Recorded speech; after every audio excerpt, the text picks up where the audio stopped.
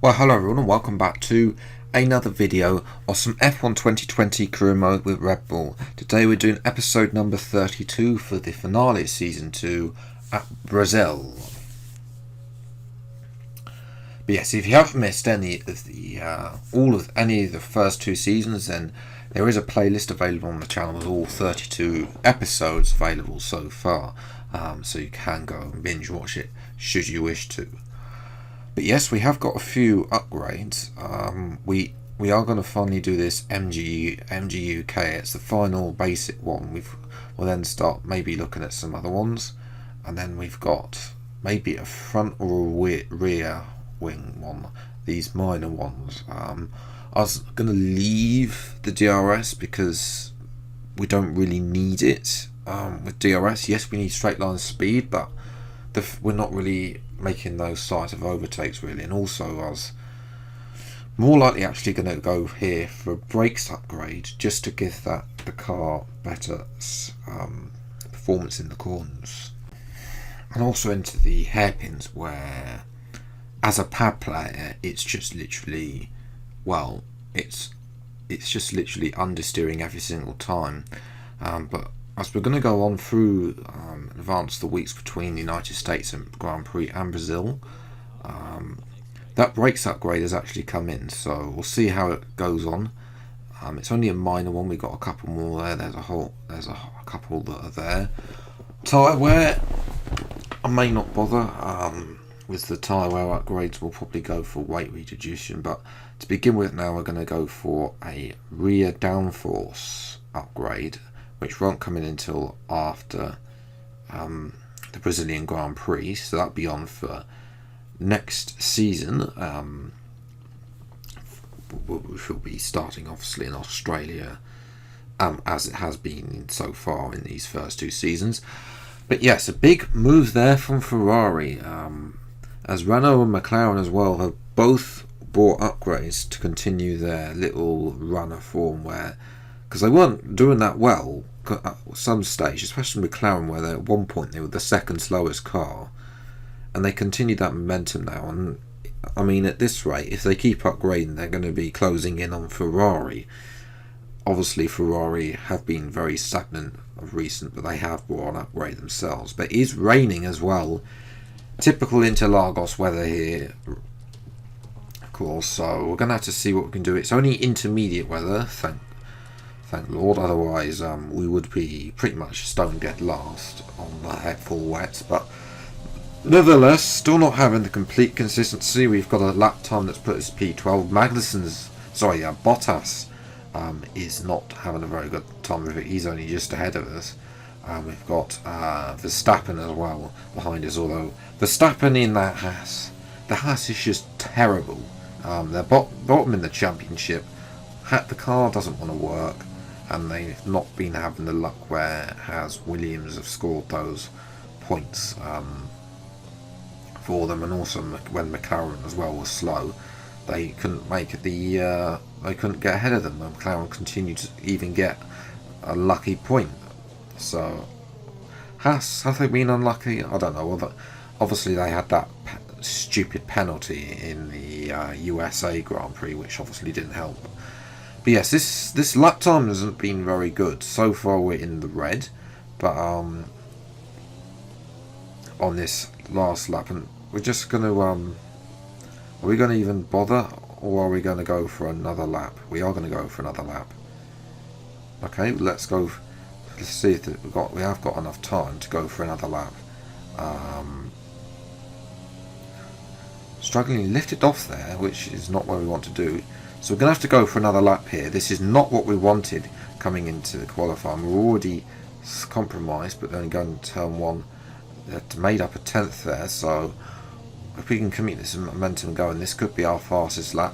Lewis Hamilton has set a 1:15.2. Compare that to Valtteri Bottas, who's languishing now. We've lost a lot of time on the exit of these NRSs. And we're only on our advantage now up to, well, it was down to 2 tenths. It's brought up to, again through that corner, and it's back up to 1/10. So we go into the middle sector now. Can we get this lined up straightly? Back end wanting to step out absolutely everywhere, and we lose whole heap of time, but then we gain a massive amount of time, 3/10 there through that one corner. So the improvements are there, up to 4.5 tenths almost as we go through towards the end of the middle sector. We've got a Williams and a Haas behind us. They're looking to improve. But somebody has improved behind us. It's Verstappen, so that's put us down to 14th place. We're 6/10 up though. I don't know where Albon is. I know he's not on pole in all of this, so we'll see how close we can get to him, if not even ahead of him. 6/10 up. Can it be magical like it was in the United States? Only V7. I did have today, by the way, for this race, put the AI up to 99. So that's why they're a little bit more competitive. But even then in the race, we're only a 10th of Albon, which isn't too bad.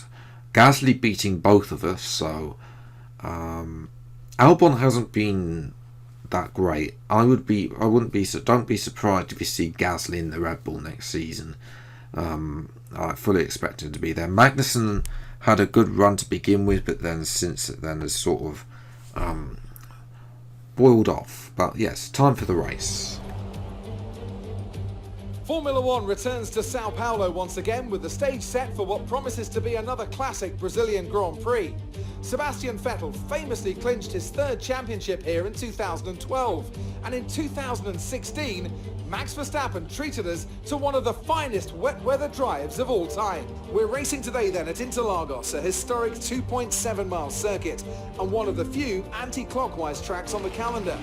15 corners in total, 9 to the left and 6 to the right, with a technical middle section opening up to a flat-out Sector 3. And that gives us our best passing opportunity down into Turn 1. Anthony Davidson is here once again for today's Grand Prix. Now, let's talk about Charles Leclerc. What a season they've had.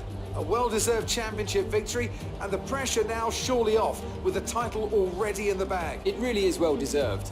I wouldn't say it's been a faultless title challenge, but certainly one that has been consistent and well managed.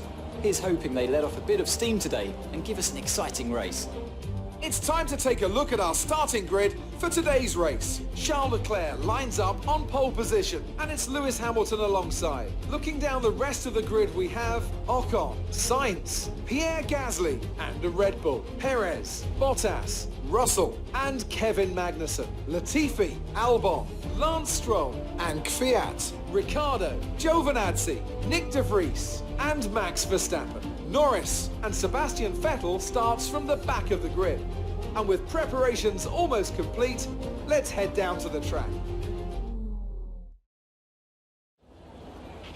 This is the final race of the season. Go out there and enjoy it. Thanks, Jeff. We will try our best to enjoy it. Race is obviously going to be a one-stop. 11 laps on those soft tyres, and this is why I don't want to do any tyre upgrades, because there's no point. It's always going to be a one-stop in this career mode of 25%. Obviously, I want to see what 35% comes in is like, but there we go. As far as lights out, and away we go. It's a better start than Gasly. Can we get the McLaren as Sainz? We can. We can't get Ocon. Sainz tried to swipe us at turn 1. I think he had Gasly on his turn. There wasn't really much we could do there. 3 wide for that corner. As Ocon now is looking super racy already. As is Charles Leclerc. He's gonna go down the inside though, force Hamilton out and retake the lead as Ocon tries and catches up to Hamilton, as Gasly now has a look up our inside, as we had a poor exit, but we force them out and retain what is P4. So it's an okay start, and we would like to be catching up to Ocon, but there is further proof that Sainz has got that front wing damage. And unfortunately, he's just losing time, and he's coming into the pits at the end of lap 1, and that's his race pretty much ruined, although he will be able to go onto the hards. Throughout this opening stint though, Gasly, it wasn't like Hamilton and Bottas in the USA. He couldn't really get anywhere near us after that opening lap. So we're coming to the pits a couple of laps later than Gasly, and Magnussen there pulls in front of us. Fortunately doesn't hold us up. We've got a whole load of other cars coming in. I think Vettel, who's obviously one of our... I don't think Vettel's going to be scoring points as Gasly's through turn 1. Obviously Vettel is the main person we're going to be fighting for 4th place. He's the only one that we can really lose out to.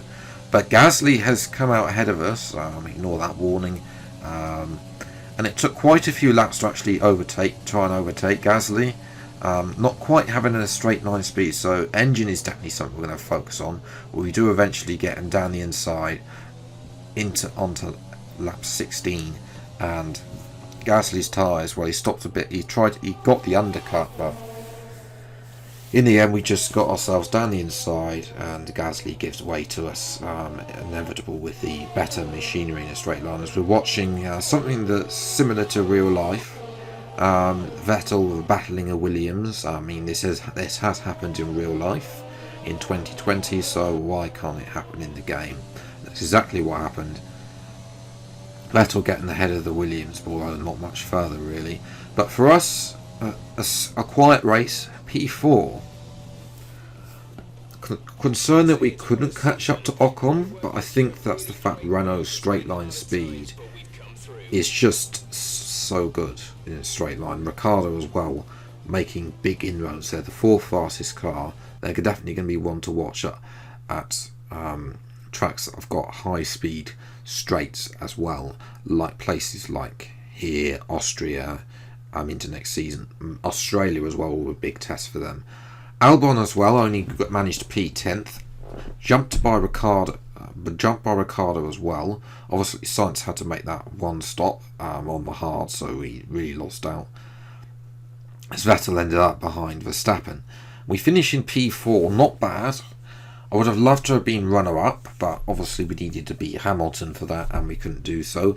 Bottas just had enough points in the end to keep ahead of us by 1 point, and Vettel actually didn't score, so he's quite some way behind.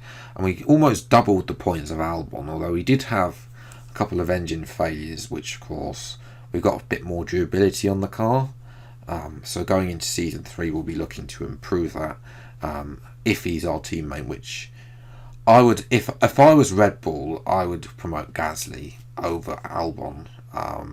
He's won a Grand Prix. They both won one Grand Prix in this season 2. So, and Albon's Grand Prix was such a long time ago compared to Gasly's at the French Grand Prix. So, yes. And Ferrari get the constructors by 13 points in the end. No thanks help to Sebastian Vettel. Good day today. Let's have your take on it. Do you think this team are performing as well as they could do? I honestly thought that Ferrari were good. No, they brought upgrades, so there we go. It was more like dodgems than No Formula comments. Today, wasn't it?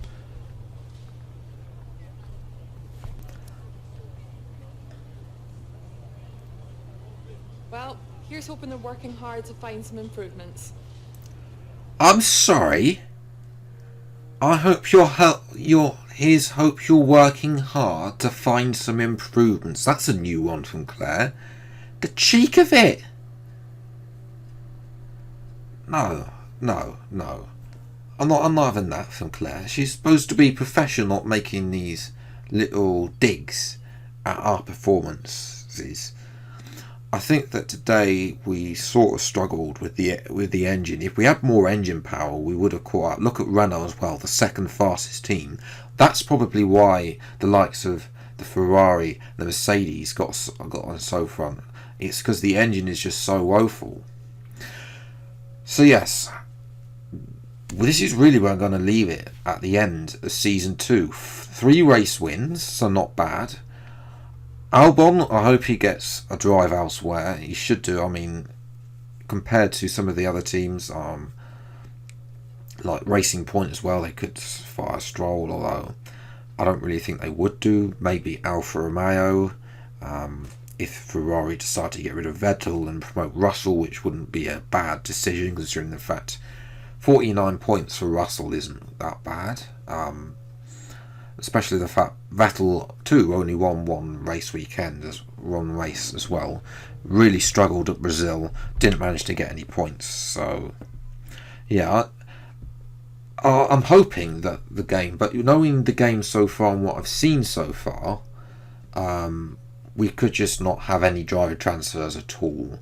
And if that is the case, we will then look to leave Red Bull at the earliest opportunity to spice the career mode up, because otherwise it's just going to get a bit stale with everybody driving at the same team.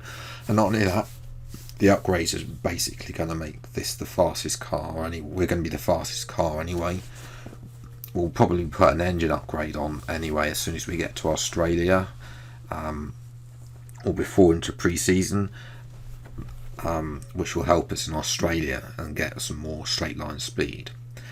But yes, hopefully you have enjoyed the season, the second season of the F1 2020 Driver Career Mode. If you have, leave a like, subscribe to the channel, and you see more episodes of this as and when they come up. In the next episode, we will renegotiate a contract with Red Bull and then move into season 3 and catch up on hopefully some driver transfers. And also, if you want to see some calendar changes, I'm thinking about making a couple of changes, then let me know in the comments below as well.